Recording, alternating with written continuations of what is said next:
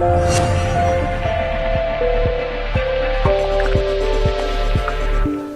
I'm Shauna Delaney, and I'm a specialist speech and language therapist. I had 11 years working in a child and adolescent mental health service as part of the diagnostic team for autism, but now I'm fully independent, like a lot of you. I became passionate about social stories, and I admit I'm passionate. It's not my model. You all know it's Carol Gray from America. I became passionate because I saw a lot of stories on walls that looked more like lists of rules. Any of you seen those stories?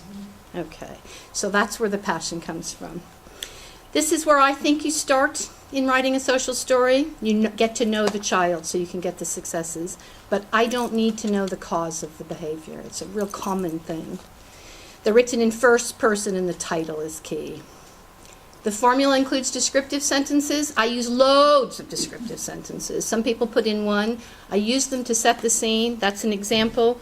I used to find it hard to write my name, but now I'm really good at writing. Wow!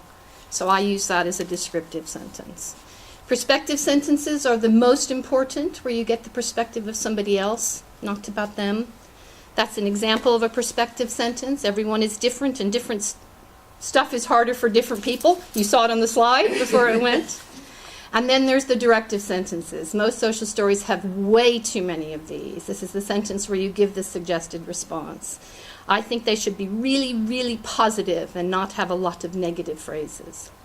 Those are some examples of directive sentences, and I understand you can get copies of this PowerPoint there. So I can try to listen to my stories over and over and over and over and over and over and over and over and over again is a story I use often.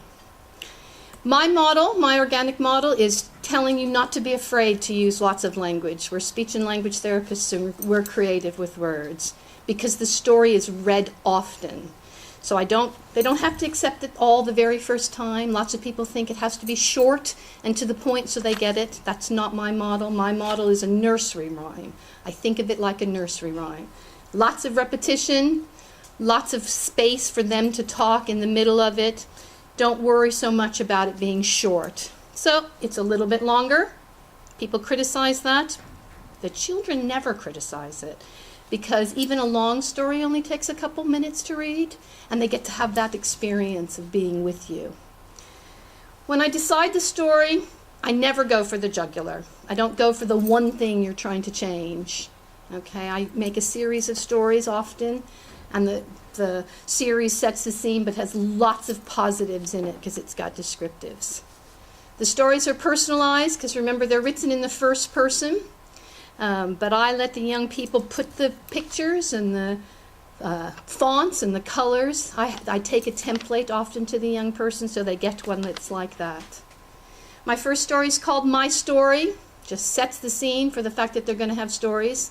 Tells the adult how often they need to read it. Tells them a whole bunch of things about how they've already learned and been successful. So I always have a My Story story.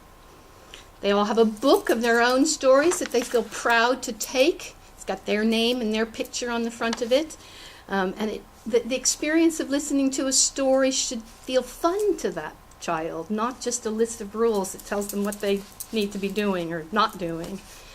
So remember, the stories are read out loud. I've had a situation where they had a boy reading a story. Well, that's not the fun of the story. Your voice, their voice of whoever's reading it is the key. Consistently, bedtime. This was my favorite slide to do. The story, in my opinion, with all of our fun language, is best if it's enjoyable for them to hear. Personal and positive. Lots of success, my stories. These are the kinds of things I use a story for, so I don't just do it for changes. I have a lovely set of stories all on emotional literacy, self-esteem. I do one on explaining what autism is. People don't like that, so it doesn't only have to be about that one simple thing. Sometimes we take one little bit of the story out, so there's a phrase that an adult might learn in the story and use throughout the day, just a few key words or a laminated card, just to make it more organic. But this is the main point. This is the only one I really think you need to get. They work when they're fun to hear, when they're a pleasure to hear, when there's an experience that's fun for the child or adult. I can do them quite old, but for their pleasure. I put on the bottom of these my email, so I'm happy to have stories sent to me. I'm happy if you have a story that you're interested in knowing. I went through my pack of stories today, and I have thousands. So if there's an issue you want, you can send me an email, and I'll see if I have one that I can send you. Okay?